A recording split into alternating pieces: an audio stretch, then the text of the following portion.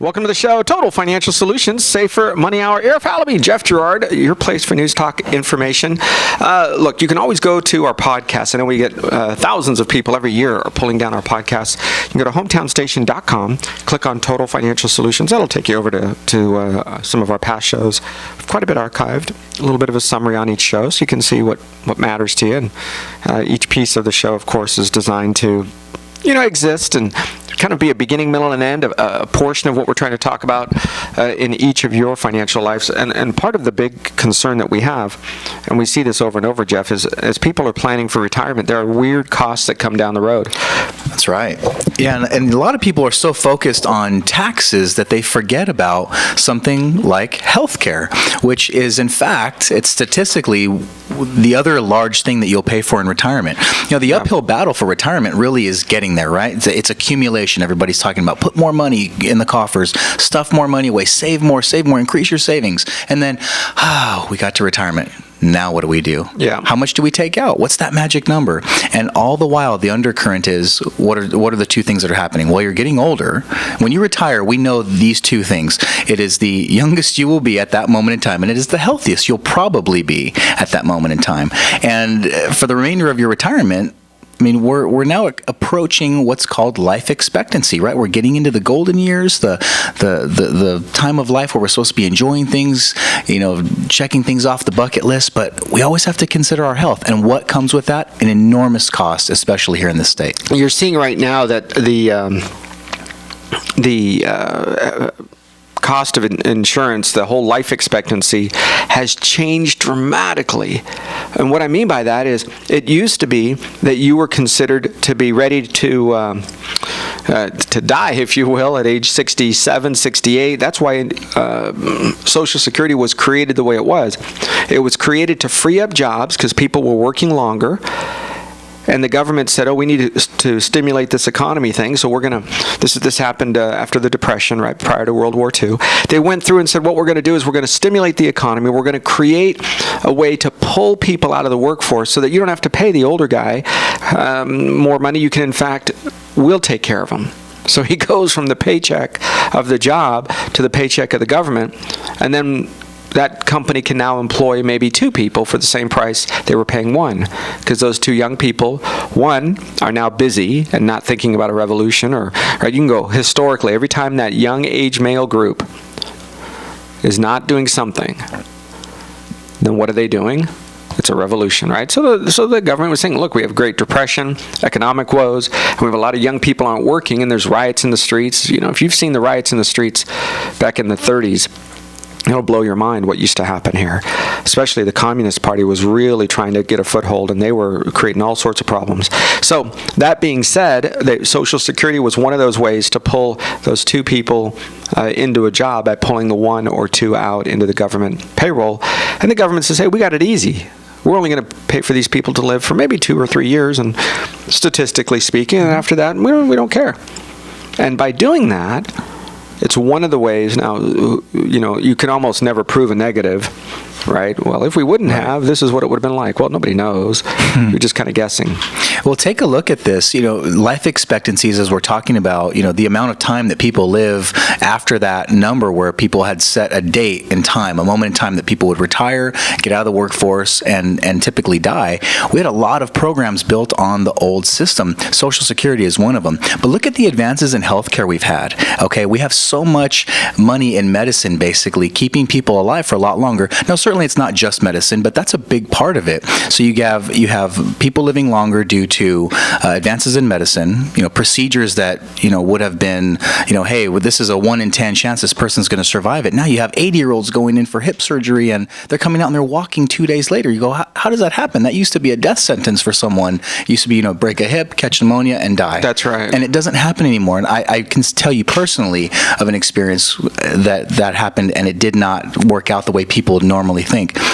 So you have people living longer, and this healthcare cost goes up. And certainly, when insurance comes into play, we can see that these costs go up for us. Now, you can say, depending on the website you look at or the statistic you look up or your source, you might see anywhere from $250,000 up to $500,000 in health insurance costs. Now you might say, well, gosh, is that all on me? Well, no, insurance can kick in, and depending on what types of programs you might have, whether it's Medicare or certain parts that are involved with that, not all of that cost falls on you. And certainly a big part of it can be hospitalization. So you can say, as long as I don't get sick or get really hurt or go to the hospital, I might keep my costs down. But think of all the prescription medications that people are taking nowadays. I mean, and all of the co-pays. And that's right. Trying to figure out a way to get multiple prescription costs. People are still traveling to Mexico. That's right. They're still doing mail order.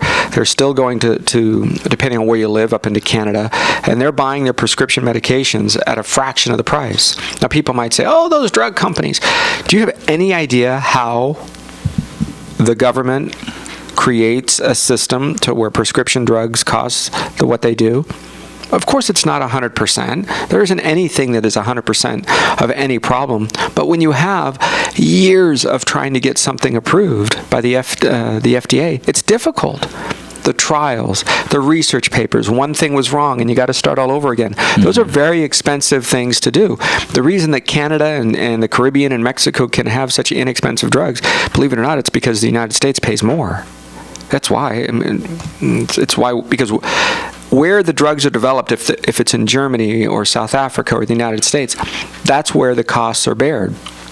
The rest of the world benefits. So think of the prescription drug costs. You're trying to create or build a secondary source of revenue. That's a big expense. Okay. But in addition to that, one thing that you might want to cut back on, especially for a lot of people, they don't need that third car anymore. They're not driving like they used to back and forth to work. That car that is, maybe has 187,000 miles and it's just that road warrior type of vehicle. Maybe you don't need that car anymore. You can cut back on the insurance.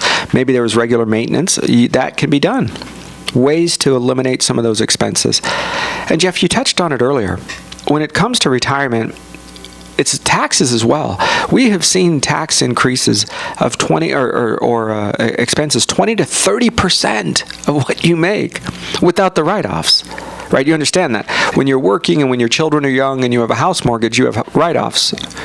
And depending on your particular situation, your CPA will say, oh, you have your young but once you retire, by definition, you no longer have children that are young, right? Because usually by the time you retire, they're older.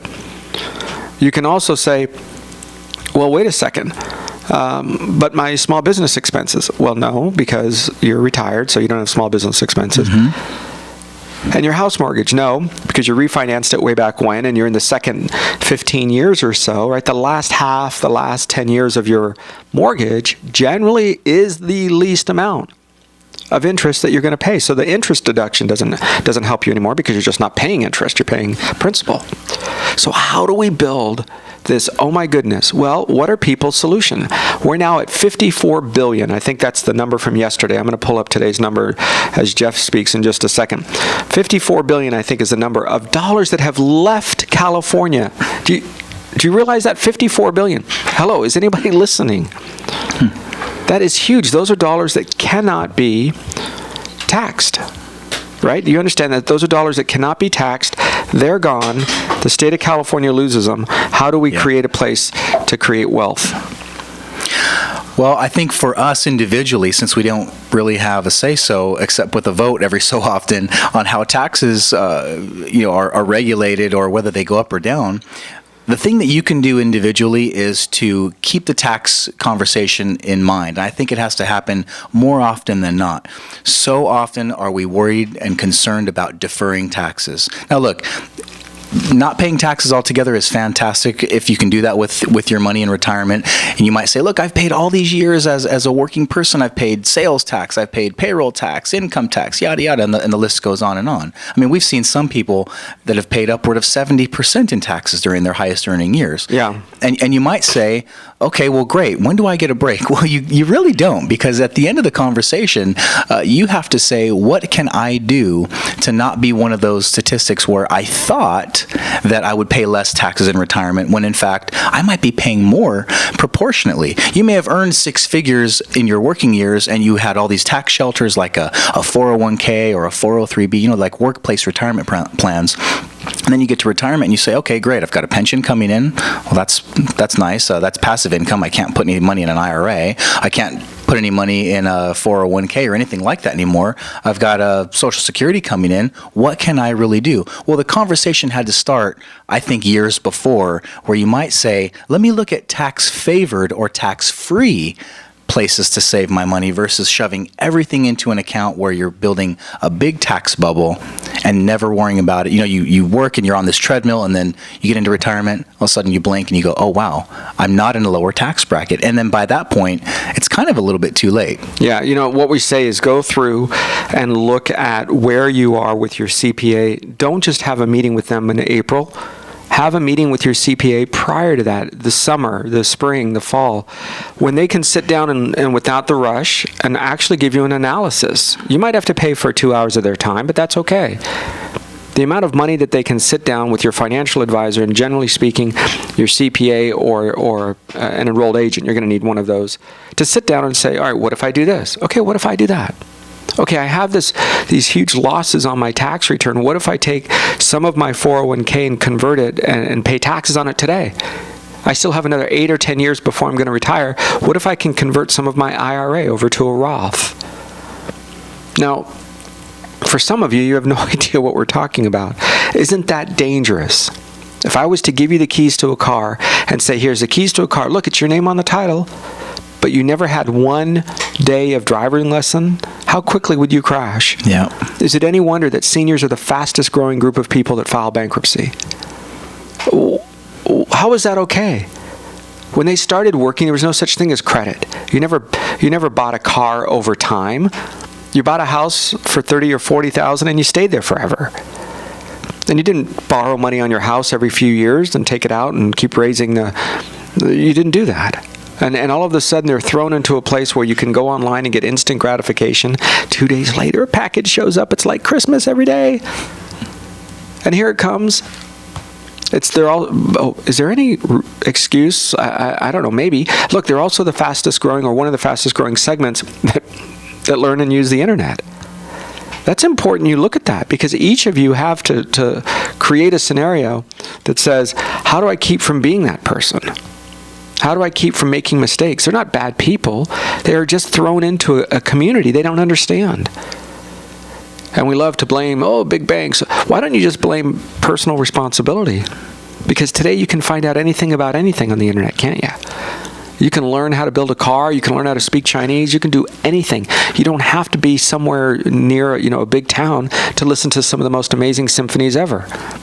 So what we're saying is this conversation about retirement is more than just sitting and waiting to die. I can tell you, as Jeff was saying, most people that broke a hip back in the day, you heard that and it was a death sentence. They're going in and not coming out. Today, people are getting hip replacements. People are running marathons in their 60s and 70s. Crazy. And at the same time, the folks that retire and just kind of sit around usually get sick. Usually they sleep 10 or 12 hours a day. Usually they start feeling kind of worthless. And so what we're saying is stay busy, stay productive, but realize that the main source of revenue for you, if it's going to be coming from these types of accounts, you're going to be paying a lot more in taxes. Well, I think something else that people forget about a lot of the time is the importance of long-term care. Okay, I'm going to kind of just touch on two different things here, so follow me for a minute. When we're starting to talk about these fixed incomes for retirees, that's kind of a dangerous thing, and so many people get wrapped up in, are your accounts indexed for inflation? Are you able to keep up with inflation? Well, certainly the cost of, goods and services go up, but that healthcare portion of it is one of those, silent and deadly type of killers for your retirement accounts, because these accounts, remember, if you had a finite amount of money that you were pulling out each and every year, part of that challenge was getting there and making sure you had enough money, or whatever you called enough, and then, okay, how much do I take out so that it'll last for the rest of my life? Then you figure that part out. Okay, two things now down. Now what if you get sick? What if you have an emergency? What if you have a great big hospital bill? I know someone just recently had an enormous hospital bill that they had to kind of work through, because they're on a fixed income and there's only so much money that they have left in what they called their savings. And now if they take more out, that puts a lot more pressure when they're taking out, let's say they're taking out $1,000 a month from that account, and now they just took out 10% of that account value. That's kind of scary. Yeah, Jeff, it's interesting you say that, because if you're thinking about, well, at least I have this level of what's the right word? Income or assets or dollars available for my health care. No, you have to take out more. Because you were saying, well, I need to take out $10,000 for my co-pays. No, you probably need to take out 12 or 13 or 14, because you have to pay some in taxes on that money. That's right. Which depletes your earnings potential later.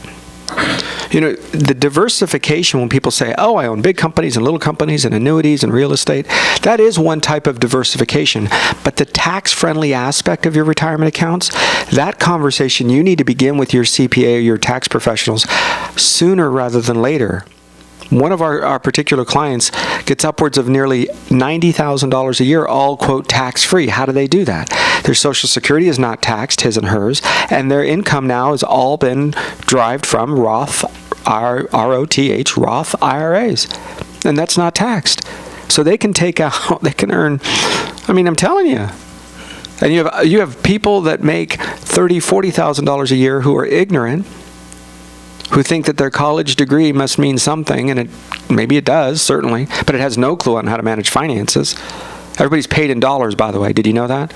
You need a degree in dollars, because that's how you're being paid. You're not being paid as a bricklayer or as a philosopher, as an attorney. That's nice, but you have to be paid in dollars, regardless of your profession. So building that is a very important component. We're going to be back in just a minute. Arif, Halaby, Jeff Gerard on AM 1220 KHTS.